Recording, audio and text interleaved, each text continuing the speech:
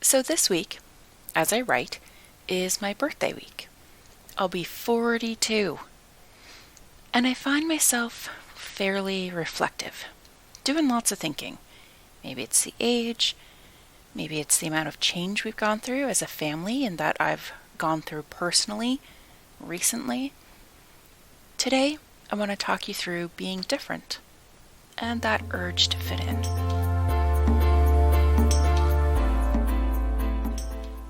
Hi, I'm Janice Fogarty, and I'm a communications strategist and consultant. The Connections Coffee Confidence podcast is for professional women entrepreneurs who have established themselves and their business, and they're ready to get serious about using the power of communication to surpass their business goals. On this podcast, I discuss everything from leadership to establishing a business vision to the intricacies of creating messaging, publicity, and more. I speak to women who excel in communications in their business, whatever they do, and get an inside look at how they created a thriving livelihood. So top up your mug and welcome to this week's episode. Alright, right at the outset, I want to be clear. I can only speak to my experience and somewhat that of my family, as we can really only know ourselves. And I don't presume to think that we or I have a monopoly on feeling or being different. I know that sometimes there's a necessity to fit in. There are issues around personal safety for being different. As a mom to children with higher needs, I have some lived experience with this. Yeah, but I can't imagine dealing with it personally, and so I have no place to address it. And so I'm not. What I do want to talk about is how your experiences, your decisions, and the resulting consequences, how they all make you different on the inside. This episode is a bit of a departure from my usual message-driven style, and I'll be curious to know how this lands. Please send me an email or send me a post on my Connections Coffee and Confidence Facebook page and let me know what you think. All right, let's get into this. Well, by the time you hear this, we will be into September. My favorite month, and not just because of my birthday. I love the changing colors that are so unique to this part of the world. And look, you don't need to at me on that one. There is science to back up that claim to uniqueness. But I just love it. I love the snugglier clothes, but there's still enough sunshine and heat for those summer dresses and the last trips to the beach before the snow falls. You know what? I even love school starting. And I was always doubly excited because I used to get school supplies for my birthday sometimes, like little extras. Obviously, this is the time before you had to have 3 2.5-inch binders, one red, one light blue, one black, and so on. So I was pretty darn happy to have strawberry shortcake scribblers and funky erasers and whatnot. Parents wouldn't buy them for their own kids, but they'd splash out on name brands to spice up a birthday gift. And I was considered odd because I relished the nice new school supplies. We moved a few times while I was growing up, so not only was I the new kid, but I was the new kid who liked school supplies. You know what? I even still write in my gratitude list that I'm grateful for a really nice pen or a new journal. Could be my Virgo tendencies? I don't know. As I referenced a moment ago, our family has gone through some pretty massive upheavals and changes over the last 10, 15 years. And we're not alone in that. But we've moved continent, we've crossed Canada twice, lived with my in-laws and my parents. We've had numerous diagnoses that have impacted how we function as a family unit, how we interact with our communities. We've rented, bought, and sold homes. We've been sick, gotten healthy, and learned how to live, work, and play together 24/7. All of these experiences, and others I will not bore you with, have shaped me differently to what I had ever anticipated. And I bet that's the same for you. And it's that different aspect that I've been reflecting on. For example, I speak differently to my parents and my brothers, with a different accent and expressions, and different still from where we've lived, no matter where that is. I sounded Canadian in Ireland, and by the time we left Ireland, I sounded fairly Irish. I've lost a bit of it and picked back up some of the maritime accent, but not enough to sound like I'm from here. Sometimes people will start to speak to me, and there's this moment after I respond where they try and figure out if I'm local or where I'm from. You can see it on their polite but curious face that I'm different. And sometimes being different is hard. It makes you feel tired to the bone, and you wish you could just not be different. You wish you could be the same, or at least feel the same just for a few moments, just to take that weight off. Unfortunately, that's not a long-term strategy. And as understandable as it may be, it's not a healthy one either. Those differences are what shape your voice. You know, that thing that helps you communicate with others? Not just the vibrations that come from your vocal cords, but the way you speak, the mannerisms you incorporate, the ways you express yourself, the way you attract or repel people. You run your day-to-day relationships and your business. Your voice defines you as being separate from others who might be perceived as the same by those who see you as part of a larger, kind of blurry group that they lump people in your industry into. And that's a good thing. Because when it comes to your business, you want to be seen as unique. You want to be remembered for something, and ideally, something that is comfortable and natural to you. There are loads and loads of podcasters, if you haven't noticed, and many of them are women in what's termed the marketing and business space. So at first, and still now, it's easier being in such a crowded space because, well, it's easier to do something scary when I think that no one's listening. No offense. And that could be the same for you as when you started your business. You wanted to blend in because it feels safer. It's more comfortable. You did something different for you, but maybe you've done it exactly the same way as everyone else. So how are you actually standing out? Well, you use your voice. In my earlier episodes, I felt more stilted. I had only heard wildly successful female podcasters, and I couldn't be them. Could I? But I felt the pressure to do it the same way anyway. But my personality is kind of quiet and shy. I'm thoughtful and analytical, and I felt like those traits would help me establish credibility with all of the strangers who, frankly, were not listening in those days. But what makes me is that I have a dry and often sarcastic sense of humor. I've been an immigrant. I've done some traveling. I see things from a different perspective, and I have different ways of expressing myself. And I need to accept that it's okay for me to be me, to speak like I do and let my observations come out, because those are what will help me carve out more of a niche and get a bigger following. Oh, hey, what will also help is if you could leave a fabulous 5-star review on Apple Podcasts or Podchaser for me. You would be surprised at how much of a difference reviews make when people are choosing a new podcast to listen to. So thank you very, very much. Right, yes.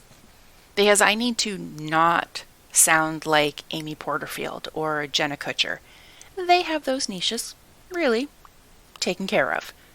I need to sound like Janice Fogarty, whatever her accent or approach. And you need to do the same. Be yourself. I mean, don't be me. It's not as cool as I make it out to be. Using my voice as a tool to help my podcast grow is one thing. But in accepting it coming out in my marketing, in my interviews on other podcasts or media, where there might be a new or a larger audience, that is still hard. Because there's that desire to fit in, that desire to not stand too far out, because what if? What if I make a mistake? What if I do it wrong and it can never be fixed? What if somebody hates me? What if somebody points out I'm wrong and everybody thinks I'm stupid? What if they don't understand me? What if they judge me and they find me lacking? So going back to Ireland for a moment, they have this delightful habit over there of combining occupations just because that's the way it's done. I discovered my favorite combination when visiting a small border town and heading to the local pub for a pint or 2, 3. I ended up sitting on the counter while my husband sat on the freezer because the pub was also a glorified convenience store that sold a selection of groceries and hardware goods, and was the undertaker. Of course, this combination is a throwback to the early years when the pub was the only place that had either the space or the cooler facility to store a body, and the family didn't have far to go then to mourn over their pints. Food and hardware items are required for living life, and every town had a pub, so why not just lump it all together? And it works. So why change it? And you knew the tourists in there because we were the ones with the quizzical looks. Like, am I really seeing this? Can I really buy pizza pockets here and you'll just heat it up in the microwave while we wait for the Guinness to settle for the rest of the pour? And your one over there, his uncle, is actually just right there. Okay. And the next town we stopped in, years later, that had the same setup, well, I walked in and didn't bat an eyelash because, of course. I tell you this because it's a different approach to business. And your personal experiences and beliefs and skills, they might all come together to nudge you in a different direction than what's considered the norm. The norm in your field, within your friends and family circle, even in your own head. Like your voice, it's hard to accept that initial phrase of being deliberately different. It's hard to just decide to do it and buck the trend until it's not. Because you've decided and you're tired of thinking about it and tired of talking about it and tired of writing your lists for and against. You just decide to do it and then it becomes easy. Until you're hit with the evidence that you're different, you're doing it differently, and it's making other people uncomfortable or question your decision making. And then it becomes hard again. That fear, that level of difficulty is sometimes soul sucking. It can hit like a ton of bricks when you thought it was all going great and you were congratulating yourself for all of your awesomeness in backing your own capabilities and decisions. And this is where knowing yourself, your voice, your strengths, and I think most importantly, your limits or boundaries are important. Because if you know who you are and you feel comfortable in your skin, you know you'll survive the judgment and the fear in the pit of your stomach. Because if you have boundaries, you'll decide whose opinion matters and disregard the others that pile in. I belong to a group for female podcasters, and what I love in there is that we celebrate the first 1-star review. Because it's inevitable that you are not going to be someone's cup of tea. Someone will have a contrary opinion, and they will feel entitled to share it, usually giving you a good taste of their voice. And it's a sign of growth. When you first start up, your close friends will support you, and maybe your mother. And they aren't going to roast you publicly, probably. But the danger with growth is that you grow. You get exposed to new people, to different concepts, to new ways of doing things, and not all of it will go well. But we can't grow without those less than stellar experiences, and we must continue to grow. So we have to push ourselves. We decide which risks are worth taking and we take them. We have the power to choose to value our experiences, to be true to them, and to use them as gifts. And we have to just do it, whatever it is, as best as we can. Because part of the fear is that judgment piece. And we might be able to have those boundaries around whose opinion actually matters to us, but rarely do we exclude our own. Now, I don't know about you, but I am my own worst critic. I will flip-flop several times on this episode. Will I publish it? Won't I? And if I do, will I publicize it as much as I do other episodes? Will I be embarrassed about it in 6 months' time? In a year? Maybe. Because to be honest, I've already done things on this podcast that have embarrassed me. And I remind myself that I've done the best with what I had and what I knew at the time. I fix what I can when I have the time, and if it causes a big enough shudder when I think about it. But I leave a lot, because time soothes my anxiety, and, people enjoy a journey.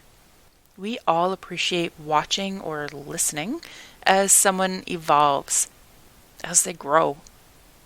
We grow with them. And it makes us feel less different to know someone else is squirming through their evolution, even if we're evolving differently. Because we do want to fit in. We want to be recognized as part of a larger something. It's primal and it's built into our brains to be part of the larger group, safety in numbers and all that jazz. But I think there's a mix possible. To having our own voice, our own way of doing things, our own standards and expectations, along with being part of something larger, even if it's something that we need to create ourselves. I think that mix level ebbs and flows as we go through different periods in our life, but we need to find the strength and the confidence to be who we are and adapt that into our business, whatever any of it turns out to be. I'm not really sure how I got on this topic. It's not my usual type of podcast. If you're a first-time listener, I usually have a structure with a point, and this one has kind of a loose moral to the story, but I think you have to fish for it, and it's just not my typical fare. I guess I'm experimenting with trying out my own voice, letting my thoughts run. And I'm not sure if I was talking more to you or me throughout this one. Who knows? I do know I flip-flop between using you and me throughout, but I hope you got something out of it. I hope you realize that there are times when we can settle and times that we need to push, but through it all, we need to be ourselves. And if you're already clear on who you are, well, thanks for sticking through this whole thing. And if you're ready to start using that voice of yours in your marketing and public relations, I invite you to take my masterclass on creating your social media content strategy. I go through my process for creating messaging and aligned posts for my clients so they can use them in their Facebook business pages. And you can do the same for you. This content can be repurposed for all of the feeds because the key is the messaging. And I walk you through that. So I'll link to that in the show notes, or you can go to my website, janisfogarty.com, for the details. And I thank you again for listening today. I'll be back next week, a year older, maybe wiser, and until then, my friend.